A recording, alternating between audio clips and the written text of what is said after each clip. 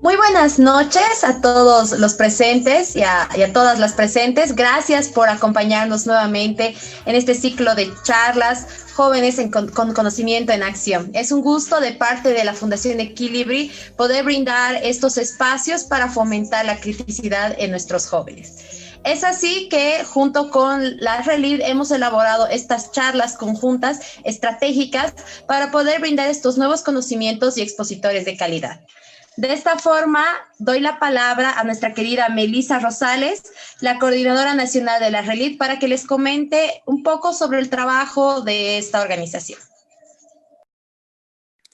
Muy bien, ¿cómo están todos? Muy buenas noches. Mi nombre es Melissa Rosales Galarza y bueno, como coordinadora nacional de la Red de Líderes para la Democracia y Desarrollo en conjunto con la Fundación Equilibri, les damos la bienvenida y comentarles, ¿no?, de que justamente la RELID es una organización que tiene un componente humano muy, muy rico, un grupo donde hay bastantes profesionales que tienen el compromiso de poder proporcionar sus conocimientos en beneficio para el fortalecimiento del liderazgo de los jóvenes en Bolivia, ¿no?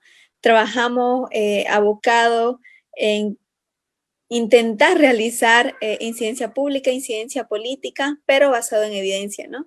Entonces nosotros como RELID y en el marco de nuestro objetivo fue que acudimos al llamado de la Fundación Equilibri para poder nosotros formar parte de este ciclo de conferencia en beneficios, ¿no?, de todos los voluntarios que conforman Equilibri.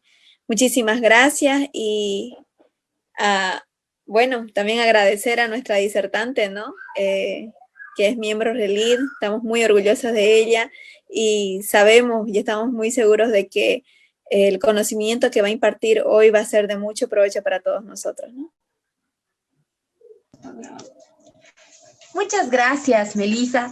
Y bueno, como comentaba, esa ha sido la intención de parte también desde la Fundación Equilibrio, poder lograr este tipo de alianzas con las diferentes organizaciones de nuestra ciudad, de nuestro país, para que ustedes, jóvenes, estudiantes, puedan potenciar sus habilidades, sus conocimientos y poder mejorar también la situación de nuestro país. Dada la coyuntura actual, consideramos importante que no simplemente se brinde conocimiento, sino que sea estos mismos conocimientos el motor para generar un accionar adecuado. Y es así que para iniciar vamos a realizar también lo que es el control de asistencia, mencionarles a nuestros participantes que se brindará certificados de participación que estarán validados tanto por la Fundación de Equilibri como la RELID. Igualmente, al final de la charla vamos a realizar las preguntas para hacerlo de manera más interactiva con todos ustedes. La idea es que no simplemente escuchen, sino también puedan tener esta retroalimentación de la información. Así que pedirles por favor a todos colocar, si es que están ingresando con otras cuentas, sus nombres para hacer el registro correspondiente. Vamos a esperar unos minutos más por el tema de registro para anotar a todos.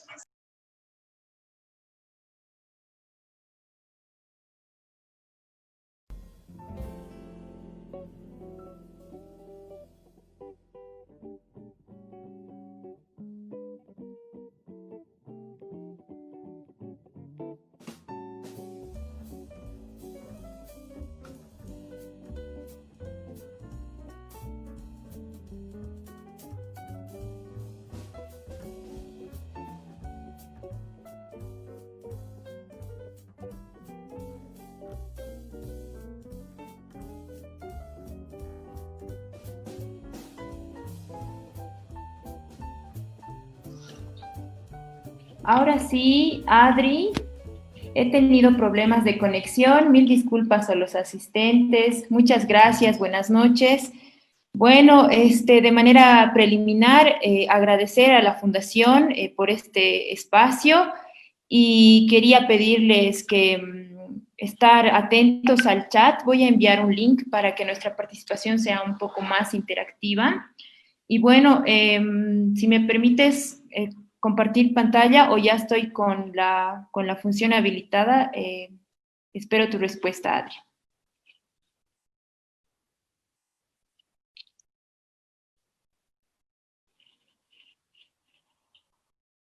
Hola. Sí, Avi, no sé si ahorita puedes compartir, ya está funcionando, estoy habilitando el tema para que puedas compartir. Muy bien. ¿Lograste? Sí, ya estoy. Perfecto. Ahora sí, ¿se puede ver? Sí se ve. Ok.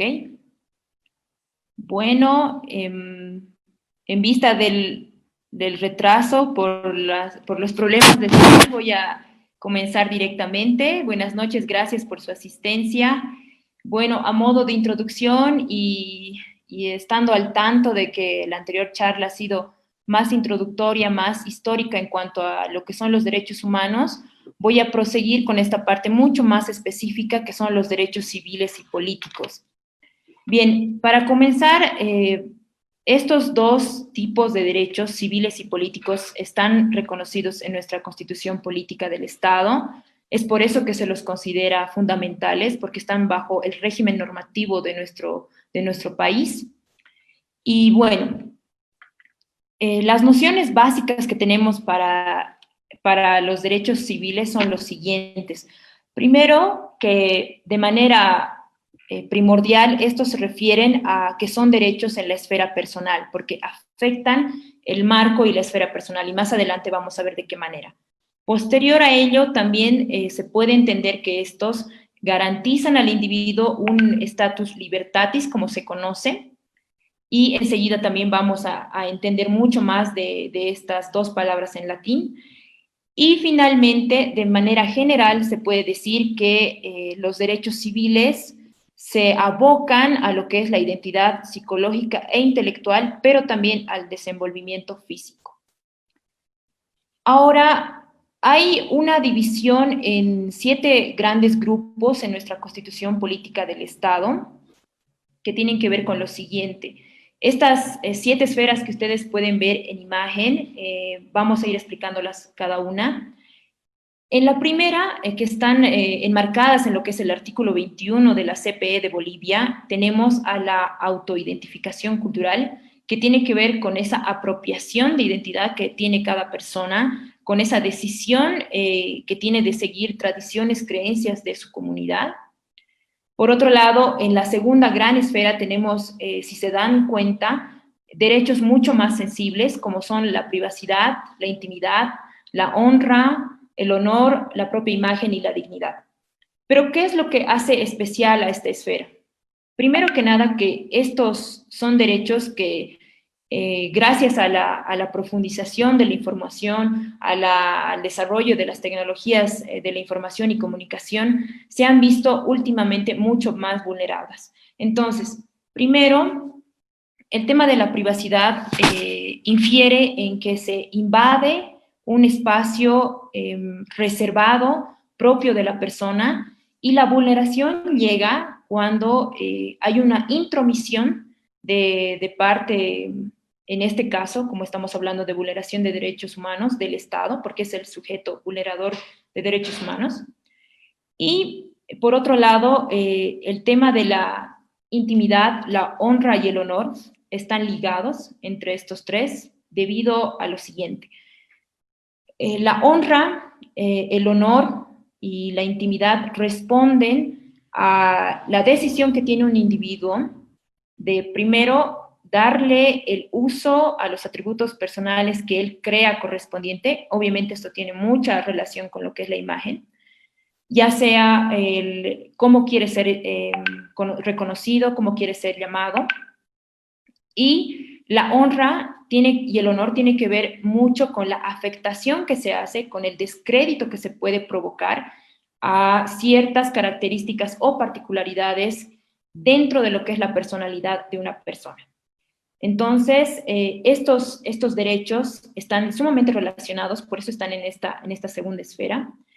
Y finalmente, el tema de la dignidad, que si bien no hay una definición concreta, una definición absoluta de este tipo de derechos, se tiene que entender que está dentro de lo que es el respeto a la persona, el valor que se le atribuye a una persona.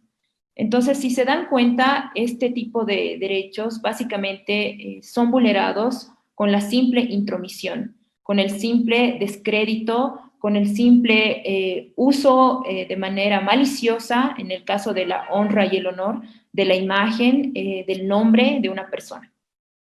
En la siguiente esfera tenemos uno de los, dos de los derechos controversiales, si se podría decir, en el ámbito internacional y también, ¿por qué no nacional?, que son la libertad de pensamiento, que es uno, y el segundo que viene igual, espiritualidad, religión y culto, que vienen casados. En el primero está relacionado y tiene que ver con que nosotros como individuos en Bolivia, en nuestro país, tenemos esta libertad de apropiarnos de manera intelectual de cualquier postura, ya sea ideológica, teórica, cualquier postulado, y podamos expresar lo que nosotros creamos, no conveniente, pero sí expresar y opinar de qué manera nosotros estamos entendiendo cierta apropiación intelectual o ideológica. Entonces, esta libertad de pensamiento se ha mal utilizado en los últimos tiempos, y más que todo en la pandemia, debido a que a través de las redes se llenan algunas situaciones de insultos, de improperios, y aducen y alegan muchas personas que están en uso de su libertad de expresión. Claro que sí están en la libertad de pensamiento cuando expresan sus ideas, sin embargo, estos tendrían que ser en el marco del respeto. Y para el siguiente, el tema de la espiritualidad, la religión y culto, como bien lo dice su nombre, cada ciudadano boliviano está en el derecho de asumir la religión o el culto, la creencia o tradición que considere. Y para esta manera quería contarles un ejemplo para que no sea muy robótica la exposición, muy teórica, porque este tipo de derechos tienen un contenido pesado y a veces muy literal. Entonces, les comento lo siguiente. Y bueno, no sé si va a haber problema en que si alguno de ustedes se anima a responder, va a estar bueno. En un caso hipotético que les voy a plantear así, bien cortito y bien pequeñito, una familia de determinada religión que no permite la transfusión de sangre y su hija tiene un accidente, está gravemente herida, y lo que requiere ella es justamente este procedimiento médico. Entonces, en el hospital, cuando la reciben, el médico les señala que la menor de edad necesita la transfusión de sangre de manera inmediata para que así pueda avanzar mejor en su salud. Pero la familia se opone. Entonces, la pregunta es, ¿qué es lo que ustedes harían? ¿Cómo procederían? ¿Qué aducirían, alegarían el derecho a la religión, al culto, y así de esa manera no permitir la transfusión de sangre a la menor de edad? O de lo contrario, ustedes dirían que por el bien de la estabilidad y por el derecho a la vida más que todo, procederían con la transfusión. Entonces, si alguien le gustaría participar, bueno, bienvenido, o no sé, Adri, si se puede en el chat, tal vez, alguien que quiera decirnos su opinión. Y si no, avanzamos.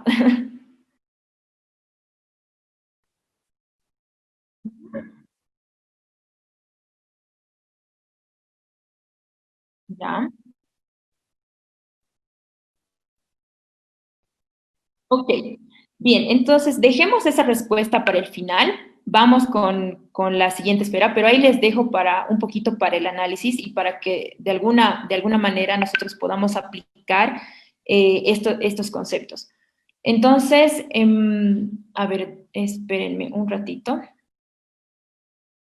Ahora sí, voy a apagar un rato mi cámara porque no me deja ver la pantalla completa, pero en un ratito vuelvo.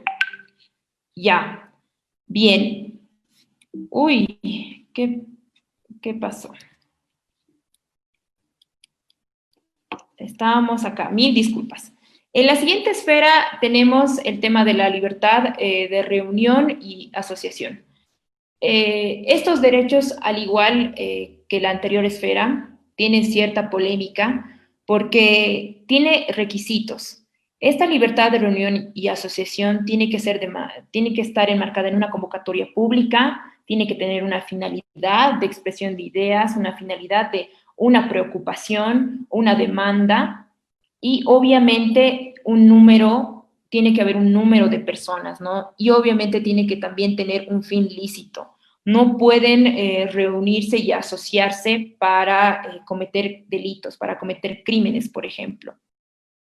La libertad de asociación está más que todo enmarcado y ligado con lo que son los derechos políticos, porque se refiere a que cada uno de nosotros está en plena libertad de pertenecer y decidir pertenecer a cierta asociación, ya sea política, y así de esta manera incursionar en lo que es la esfera pública. La siguiente esfera, que por si acaso les recuerdo que esta división, esta enumeración está en nuestra Constitución. Sin embargo, vale la pena explicarlo porque no siempre vamos a encontrar estas divisiones en grupos en todas las constituciones. Entonces, la siguiente esfera tiene que ver con los derechos a expresar y difundir libremente los pensamientos y opiniones. Si se dan cuenta, está muy enlazado con con la tercera esfera, perdón, que era el tema de la libertad de pensamiento. Es como si fuera en dos fases. Tienes la libertad de pensamiento y también tienes luego en la segunda fase la libertad de expresar y difundir las conclusiones que tengas respecto a determinada situación. Pero también esta esfera tiene su límite y cabe recalcar acá en esta primera parte que alguna vez han debido escuchar que ningún derecho es o tiene el carácter de absoluto. Es por eso que justamente cada uno de los derechos están regulados por la normativa interna de un país con determinadas condiciones, requisitos, restricciones. Y bueno, entonces, la penúltima sería el tema de acceder. Tenemos el derecho de acceder libremente igual a la información, de interpretarla, analizarla y comunicarla, pero obviamente se escapa de las manos con la digitalización que ahora estamos viviendo, porque podemos incurrir justamente en la difusión de información falsa, y esto obviamente genera cierta confusión, molestia, indecisión en lo que es el conjunto de la sociedad. Y finalmente, el tema de la residencia, la permanencia y circulación dentro y fuera del territorio nacional. Esto se refiere a que nosotros, como bolivianos, tenemos este derecho no solo a permanecer en un lugar de nuestro país, sino también a movernos. Sin embargo, así como hace un momento mencionaba, las restricciones y las limitaciones que tiene tienen que ver ya, por ejemplo, en materia penal. Si tenemos detención domiciliaria, por ejemplo, nuestro derecho a la permanencia, nuestro derecho a la circulación va a estar restringido. Entonces, como han podido ver hasta acá, esta enumeración de 7 grupos, si se quiere, de derechos que tenemos en el apartado de derechos civiles en la Constitución, enmarcan y engloban y se adecúan a lo que tanto la normativa internacional, ya sea la Convención Americana de Derechos Humanos o, en este caso, el instrumento específico que proviene del Sistema Universal, que es el Pacto de Derechos Civiles y Políticos, se adecúan. Bien. Ahora, ya para ir ingresando un poco en lo que es la otra esfera, a ver, voy a mandarles, antes un ratito voy a dejar de compartir la pantalla, voy a mandarles un link, o si no, Adri, igual te lo puedo compartir para que tú lo compartas en el chat, o voy a ver si también puedo compartirlo yo.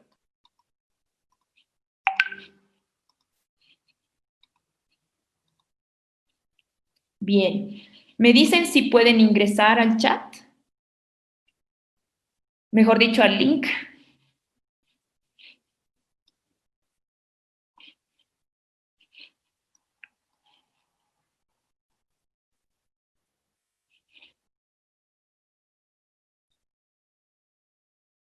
Ya. En el link, a ver, les aparece una pregunta, ¿verdad?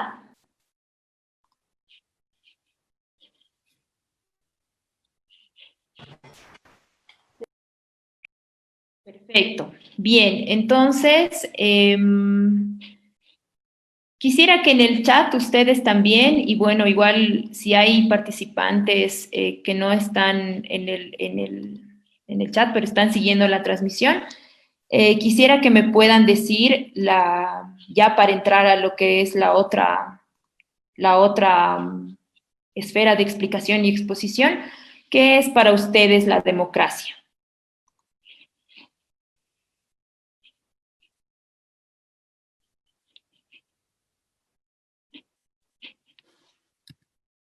Muy bien, muchas gracias. Ya veo que están participando. Súper bien. Entren al link y pueden poner en una palabra si quieren o en dos. Ya me han mandado, por ejemplo, una definición y, a ver, otra. Ya, muy bien. Y enseguida les muestro.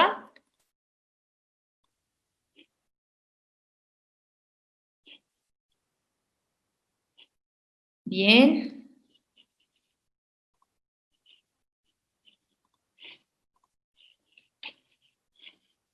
Ahí va. Genial. ¿Pueden ver mi pantalla ahorita?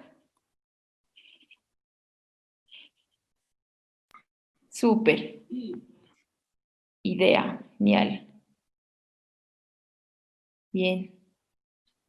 Buenísimo. A ver. Justicia, libertad. Ya. También.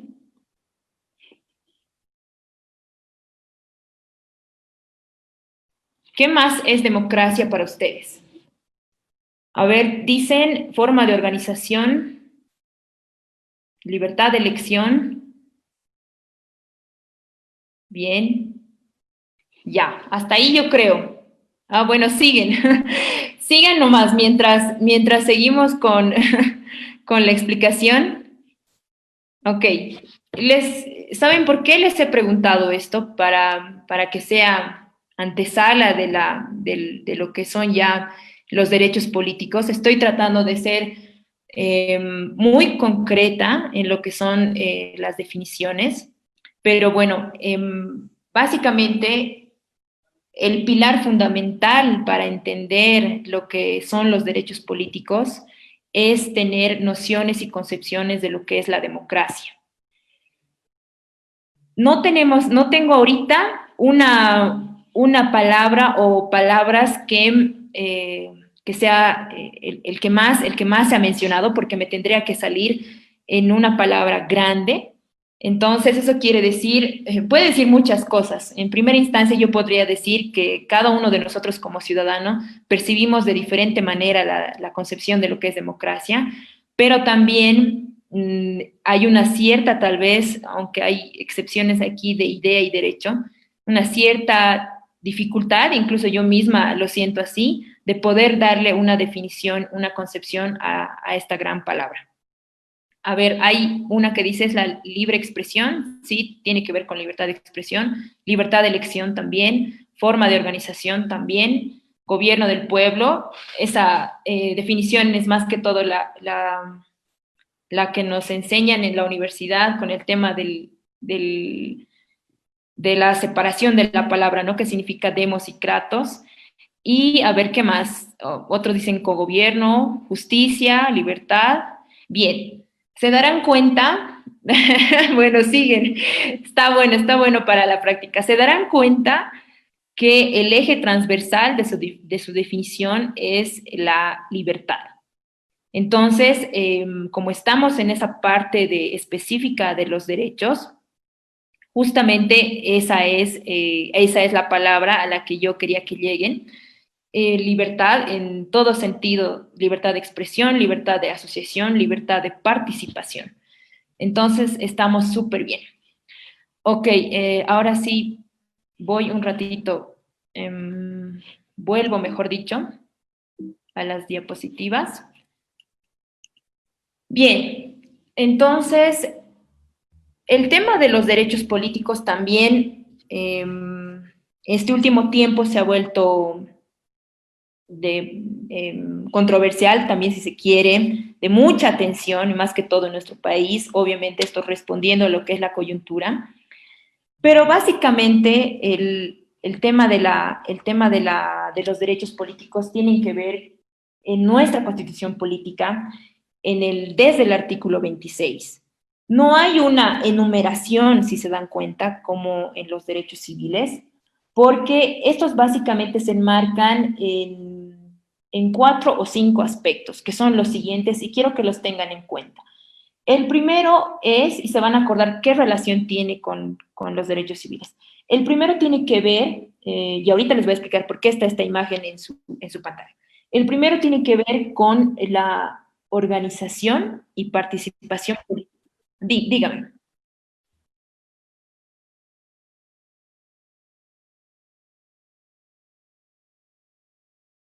Ok, a ver, ahora. Em,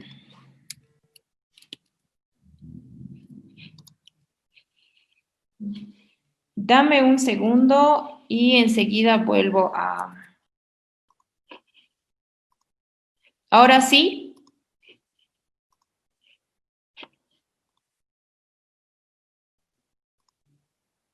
Ya, entonces el siguiente ejercicio vamos a hacer lo mismo. Les decía que enseguida les voy a explicar por qué esta imagen, este titular está en su pantalla.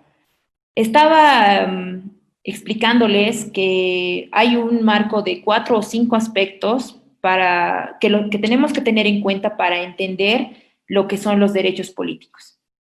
Entonces, el primero mencionaba que es este derecho a la organización y participación política de cada uno de los individuos en su organización política, en su comunidad, en su red juvenil, en su junta de vecinos, si se quiere, por ejemplificar este aspecto.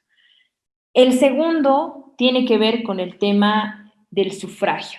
Ustedes muy bien saben que este último tiempo se ha hablado mucho de lo que es nuestro derecho al voto, que también tiene sus características, ¿no? En nuestra Constitución nos señala que el voto tiene que ser universal, obligatorio, secreto, y obviamente estas características pueden ser muy discutidas y debatidas.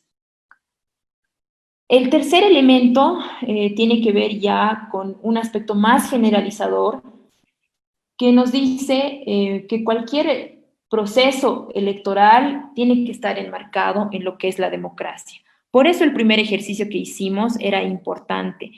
Nosotros, los ciudadanos, necesitamos vertir este tipo de concepciones, qué es la democracia para nosotros, para también de esa manera poder entender a profundidad cuáles y en qué consisten nuestros derechos civiles y políticos. Es justamente que por eso, a nivel internacional, la democracia, el desarrollo, la libertad son considerados pilares importantes para el desarrollo de estos derechos. El cuarto elemento tiene que ver con que nosotros tenemos derecho a ser elegidos, a ser designados, estar dentro de una nómina de representantes, de candidatos. Y claro, cuando decimos derechos políticos, casi siempre la definición inicial que le damos nosotros es que tenemos el derecho a participar, a elegir y a ser elegidos. Pero esto no tiene que quedarse enmarcado en esos dos entendimientos. Como se han podido dar cuenta, ya hemos visto hasta ahora cuatro aspectos para entender el tema de los derechos políticos. Y el quinto, al principio cuando lo hemos estudiado en la universidad, yo sinceramente no creí que que le estábamos dando ese contenido de derecho político. Sin embargo, nuestra Constitución también lo reconoce y es el tema de la fiscalización. Entonces, ¿qué tiene que ver la fiscalización con todo esto, dirán ustedes? Es una herramienta poderosa, puedo decirles, porque la fiscalización responde al control social. Nosotros como ciudadanos tenemos el derecho de exigir a las autoridades, servidores y en sí a la función pública la rendición de cuentas respectiva a cualquier tema, ya sean proyectos, obras, y también a estar presentes en, por ejemplo, la Asamblea Legislativa Departamental cuando tiene sus sesiones, a menos de que la declaren con algún sentido con algún sentido delicado y que sea excluido del carácter de la publicidad, nosotros tenemos el derecho a asistir. Entonces, ahora que tenemos estos 5 aspectos que englobamos para entender lo que son los derechos políticos, también tenemos que señalar que tienen sus limitaciones. Al igual que los derechos civiles, estos derechos políticos no son absolutos. Y van a seguir con la imagen en la pantalla porque esta parte es mucho más explicativa. Dentro de las limitaciones que nuestra Constitución Política del Estado explica y también enumera, primero está que nuestros derechos políticos no pueden estar enmarcados en tomar armas, por ejemplo, ¿no? En aducir que se está cumpliendo con uno de los aspectos que habíamos explicado, y enmarcarlo en esta situación de la situación de armas. Entonces, la segunda limitación o el segundo requisito tiene que ver con si ha habido una conclusión o se ha desencadenado a raíz de temas de corrupción, de procesos de corrupción o una defraudación a los recursos públicos, tampoco. Y finalmente hay otro numeral que es el tercero, y si no me equivoco en el artículo 28, que es justamente el tema de la traición a la patria. Como pueden ver, la misma Constitución te pone un candado a tus derechos políticos. Entonces, no siempre podemos aducir que estamos en plena libertad y pleno uso de nuestros derechos políticos, cuando también tenemos que ser conscientes como ciudadanos que estos tienen límites y que tienen restricciones.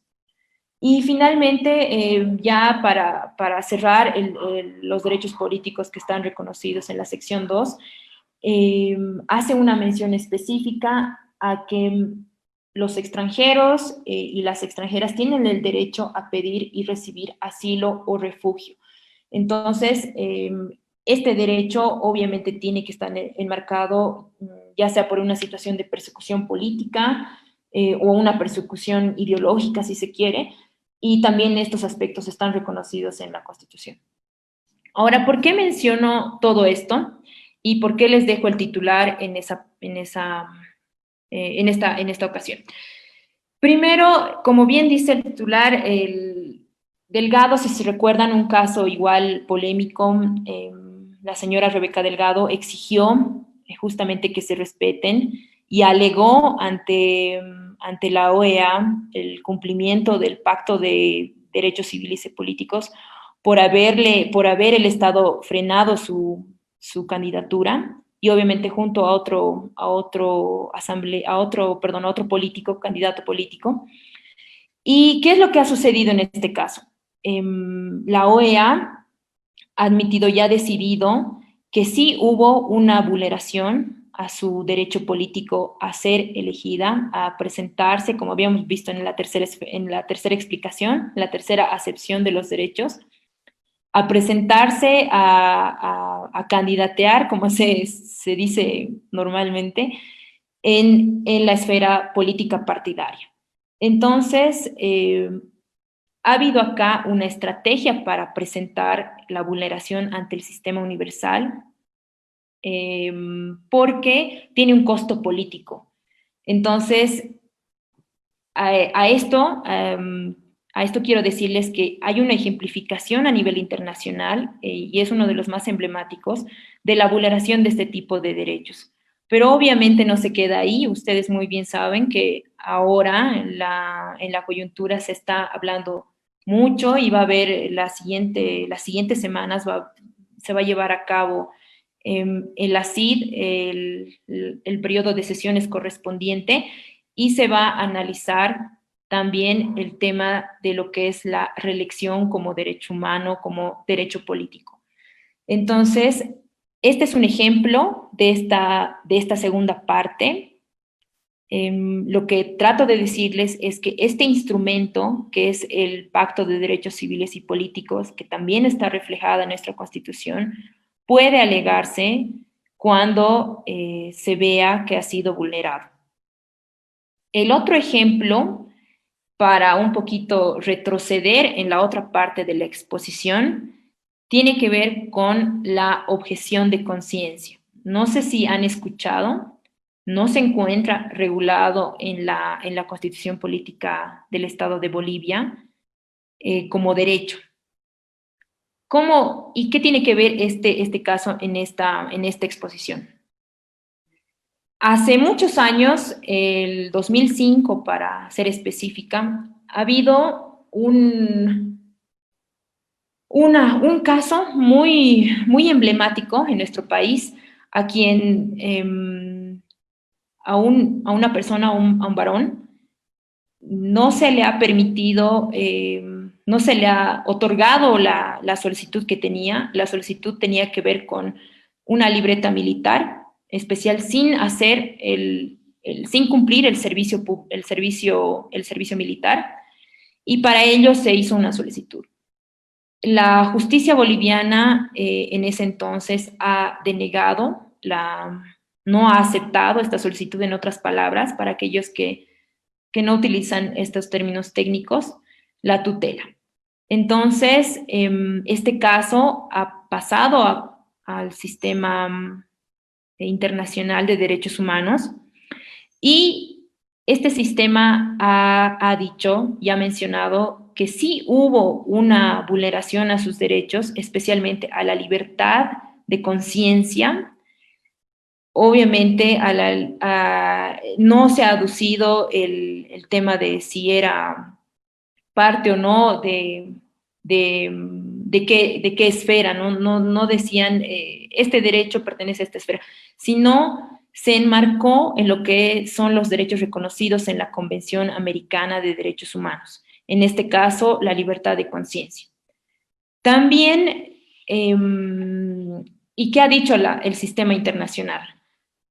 Bien, está bien, ha habido una vulneración, y en ese sentido el Estado boliviano tiene que regular y normar la objeción de conciencia, porque se afecta un derecho humano, pero el Estado boliviano no lo hizo. Ahora, esta noticia que ustedes ven acá en la segunda imagen es reciente, es de este año, a mediados de año. Es el segundo caso que está en la Comisión Interamericana de Derechos Humanos. Está después de 3, 4 años de la fase de admisibilidad que tiene este sistema. Han decidido admitir esa denuncia ya para pasar a una fase de investigación de fondo, de argumentos, porque tienen el precedente de que el Estado boliviano, a pesar de tantos años que han transcurrido, no ha podido regular ni atender el tema de la libertad de objeción de conciencia. Pero tampoco se queda ahí. Este caso ha ido a la comisión, o sea, se ha presentado esa petición a la comisión, porque en el sistema judicial boliviano ha tenido también una respuesta parcialmente negativa. La sentencia del Tribunal Constitucional Plurinacional del 2016, la 265, no ha concedido la tutela, como hace un momento decíamos, no estaba de acuerdo con la solicitud, con lo que se ha expuesto en los argumentos, y básicamente lo que sí ha dicho es que la Asamblea Legislativa Plurinacional debería ponerse de acuerdo para tratar una normativa y así darle la atención que merece este tema. Si se dan cuenta, la Comisión Interamericana de Derechos Humanos ha admitido esta denuncia justamente por el actuar del Estado, porque el Estado no ha respondido a la sugerencia, a la recomendación que se ha hecho. Entonces, ese ha sido un plus más para que este sistema internacional de protección de derechos humanos decida admitir. Y nosotros, para tratar un poco de ejemplificar estos dos tipos de derechos, necesitamos conocer esto, necesitamos conocer estos ejemplos para saber de qué manera se aplica. Entonces, a manera no conclusiva, pero más que todo general, los derechos políticos van a ser mecanismos que van a posibilitarnos la participación en asuntos públicos. Ya les he dicho, siempre tomen en cuenta que un derecho político no solo tiene que ver con elegir y ser elegido. Los otros aspectos que habíamos explicado hace un momento también tienen que ser tomados en cuenta, especialmente el tema del ejercicio que hicimos con las palabras, con la lluvia de ideas, y les agradezco mucho que hayan podido hacerlo. Entonces, aquí está para un poquito estructurarlo. Estos ejes estábamos hablando, estos aspectos, y bueno, se los dejo para, ya no para volverlo a leer ni repetirlo, porque sé que ya lo tienen en la cabeza. Bien, con eso yo creo que concluyo mi exposición. Tenía un ejercicio más y a ver si me voy a dejar de compartir un ratito. Igual les voy a mandar al chat. Y bien, creo que pueden ir también, si se sienten con la confianza, preguntándome alguna situación que no haya quedado clara.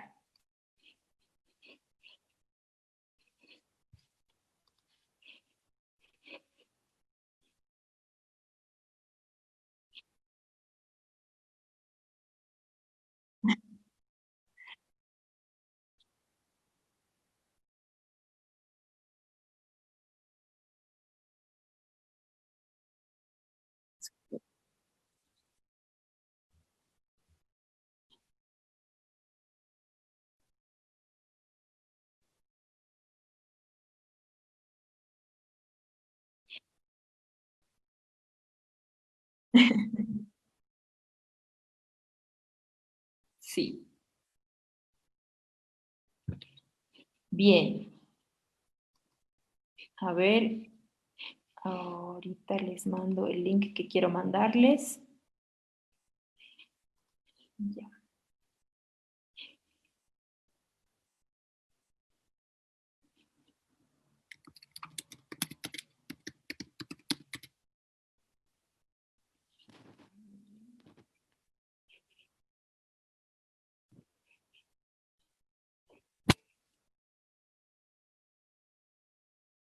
También en el chat han puesto las palabras que ellos consideraban como definición de democracia. Ahorita estoy leyendo. Muchas gracias. A ver, Clotilde, Araceli, Lisset, Roberto, gracias por tomarse el tiempo de responder. Hay muchas palabras más.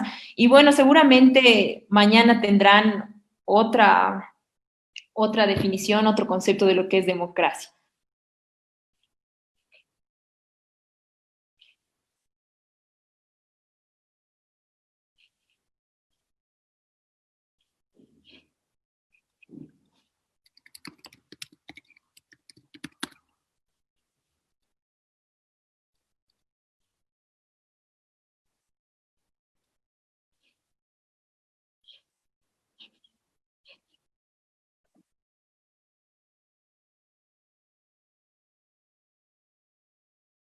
¿Ya? Ahora les paso el link para que hagamos un último ejercicio entonces. Y así,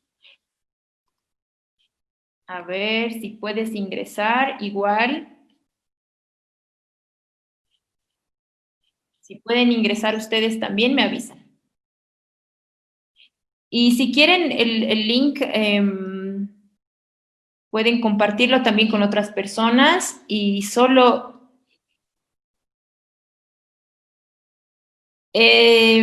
¿Sí? Ok, entonces, a ver, la pregunta sería si se acuerdan alguno de los derechos de las esferas que se ha explicado. O sea, habían varios, ¿se acuerdan? Eran los 7 grupos, habían varios derechos que se han explicado. Entonces, si ustedes se acuerdan de alguno, pueden ir poniendo en la lluvia de palabras.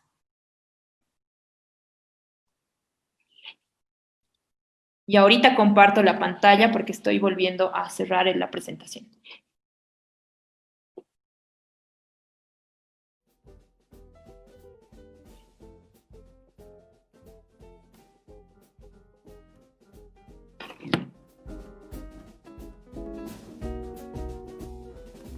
Ya.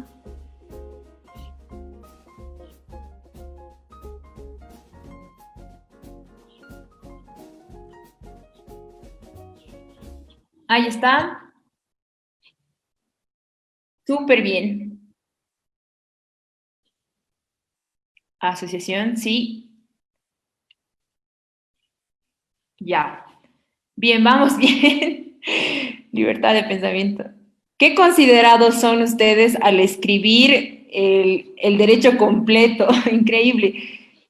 Genial. Los felicito a ustedes, más que todo por el tiempo que se han tomado este viernes. Ya, muchas gracias. Bien. Ahora sí. Hace rato tenía que activar la cámara para poder verlos y recién me estoy dando cuenta que estaba desactivada. Ya. Bien, me quedo con esos derechos. Si alguien más quiere colocar algún derecho que se acuerde de los 7 grupos que están en nuestra Constitución, igual bienvenido. O si no, ya más adelante les pediría que lo repasen, que lo lean. Y bueno, yo concluiría con una frase que he estado formulándola esta semana, que es que nosotros construyamos la transformación que estamos buscando. Entonces, si queremos hacerlo, también tenemos que intentar reconocer que los derechos civiles y políticos son un eje transversal en nuestra coyuntura actual y es tarea de todos nosotros estudiarlas, defenderlas en nuestras redes, organizaciones, en nuestro hogar, en nuestra familia. Les agradezco mucho que me hayan escuchado, realmente ha sido un tiempo para mí de compartir lo que he aprendido de manera muy coloquial, mucho más concreta. Y bueno, quiero decirles que esta explicación no se queda ahí. Cada esfera explicada tiene su estudio teórico, tiene su debate, tiene su crítica. Entonces, me quedo con eso, Adri.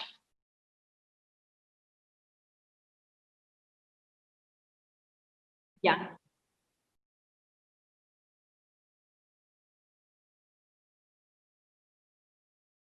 ya, qué buena pregunta. A ver, voy a responder de la siguiente manera. Hay un autor que se llama Robert Alexy y él tiene una teoría de lo que es la ponderación de derechos. Entonces, hay que empezar la respuesta primero con una diferenciación de lo que son reglas y principios. Las reglas van a ser y van a atender el tema de hechos que tienen una consecuencia jurídica. Y los principios, más que todo, van a ser lineamientos para que estas reglas funcionen. Primero nos quedamos con esa explicación. Cuando existe colisión de derechos, como en el ejemplo que habíamos dado de la familia que tenía un culto, ahí esa era una pregunta que se estaba quedando para el final, ¿se acuerdan? ¿Qué harían ustedes? Les había dicho, ¿no? ¿Actuarían como el médico que tiene el rol y la obligación de preservar la vida? ¿O actuarían como los padres alegando que si la menor de edad, a los que nos han seguido desde el inicio de la charla, si la menor de edad recibía la transfusión de sangre, se estaría vulnerando su derecho porque en su religión no permitían eso. Entonces, este caso es verídico y se ha suscitado uno en México y otro en España. En el de España se ha ordenado a través de la justicia que debería preservarse el derecho a la vida. Por dos motivos. Primero, por el tema de la salud y segundo, por el interés superior del niño. En este caso específico de la menor de edad con accidente que requería una transfusión de sangre. Si se dan cuenta, la religión, ¿se acuerdan que estaba en una esfera de los derechos reconocidos dentro de los derechos civiles y la vida por el otro lado? Entonces, es una muy buena pregunta porque ahí está el tema de la colisión. ¿Qué prevalece? Entonces, Robert Alexy, este autor, que lo estudiamos en Derecho Constitucional, te habla de lo que es la ponderación, de darle valor. Entonces, este juez en España ha decidido darle mucho más valor a través, obviamente, de argumentos jurídicos, normativa, que eran esos dos aspectos, ¿no? El tema de la salud y el interés superior del niño. Entonces, ha obligado al hospital a que se realice la transfusión de sangre a la menor y así se pueda salvar su vida, dejando de lado el derecho a la religión. ¿Qué ha pasado en México? Un poco más complejo todavía. Ha pasado casi lo mismo, la misma situación de la obligación, pero esto ha sido posterior, porque en México hay normativa específica que dice que un menor de edad de 14 y 17 años, menor de 18, es específica la normativa, puede, en su capacidad relativa, puede decidir si quiere o no, en este caso específico, recibir la transfusión de sangre. O sea, él tiene esa capacidad. Entonces, los jueces alegaron este aspecto, aducieron, y por lo tanto el niño no recibió la transfusión de sangre.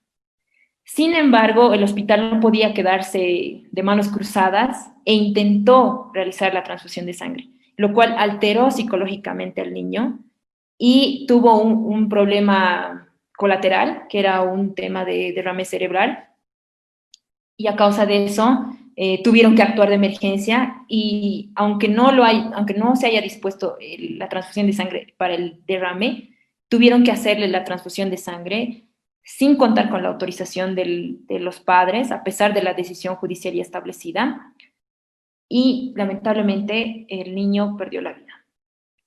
Entonces, con esto trato de decir que en cada país, región, la normativa interna es la que generalmente da respuesta al momento de la interpretación, al momento de la aplicación, y obviamente cada caso siempre va a tener aspectos peculiares.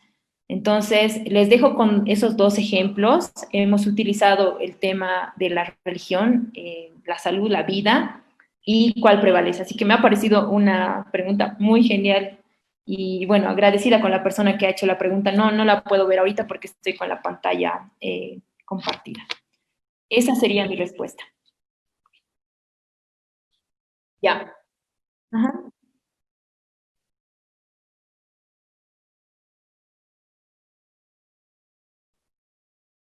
La Constitución Política del Estado, en su apartado de derechos políticos, dentro de las esferas de lo que son estos derechos, dice que el sufragio tiene las características de ser, y el voto obviamente, universal, directo, secreto, y dice obligatorio.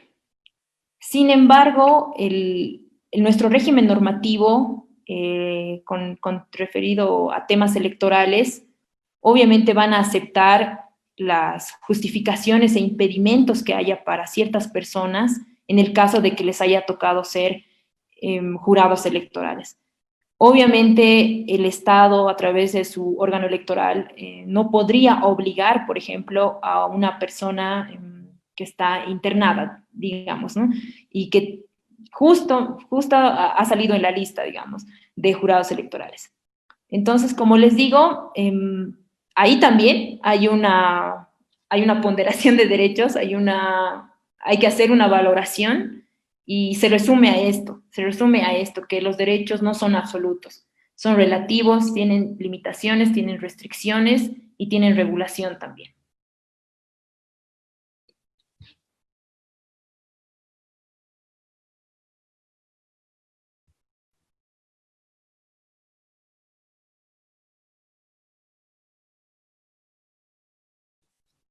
Súper.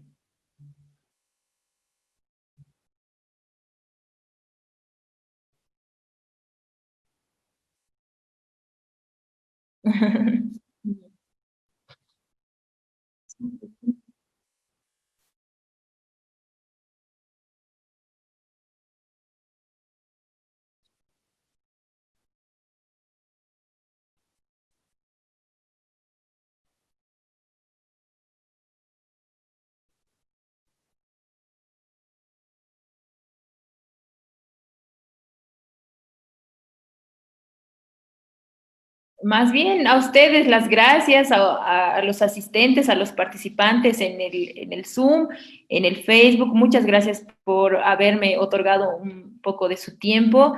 Y bueno, hasta otra oportunidad. Gracias a la Fundación Equilibrio y obviamente a mi querida Red de Líderes para la Democracia y el Desarrollo.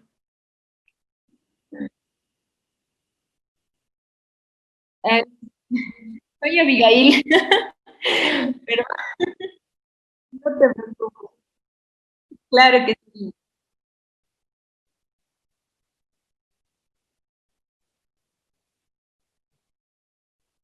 Ah, claro que sí. Entonces voy a dejar de compartir la pantalla y a ver dónde está. Bien, súper bien. Ya está. Les había pedido a los asistentes una hoja y no sé si hay tiempo todavía, solo es para hacerlo, pero ya en otra oportunidad mejor. Ya hicimos con los ejercicios, así que súper contenta con eso. Quería que interactuemos, entonces ese era mi fin con esta charla.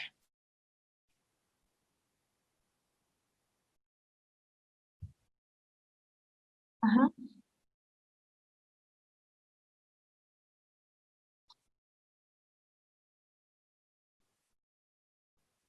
Ah, ya, perfecto, mejor. Buenas noches, gracias.